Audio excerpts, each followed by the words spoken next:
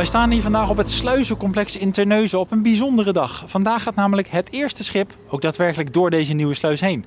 Het heeft even geduurd, maar dan heb je ook wat. Het is een hele belangrijke dag, ook een hele mooie dag, want vandaag gaan we starten met de proefvaarten van de nieuwe sluis. Ja, de volgende stap, dat er echt schepen door de sluis heen gaan varen, dus daar kijken we ontzettend naar uit. Geen groot containerschip, maar een binnenvaartschip gaat straks als eerste de nieuwe sluis in. En dat heeft allemaal te maken met de fase waar ze nu zijn.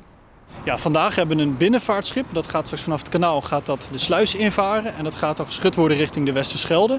Maar we bouwen dat stapsgewijs op. Dus we gaan in de eerste fase het schepen tot en met 110 meter gaan we laten passeren. Vervolgens bouwen we dat uit naar 150 meter.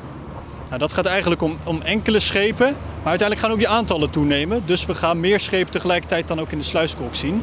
Nou, dat zijn eigenlijk fases die we doorlopen. Uiteindelijk als we dat hebben gehad, gaan we ook de grote zeeschepen doorlopen. En dan gaan we uiteindelijk zelfs tot schepen tot 265 meter. En voor deze eendjes is de rust nu wel voorbij, want straks moet deze sluis toegang gaan geven tot een zee aan mogelijkheden en opent er een belangrijke route. Ja, dit is de doorvaartroute, eigenlijk de poort van Rotterdam naar Parijs. Dat is inderdaad een heel belangrijk punt. Ja, Vlaams-Nederlands Scheldecommissie staat er inderdaad op.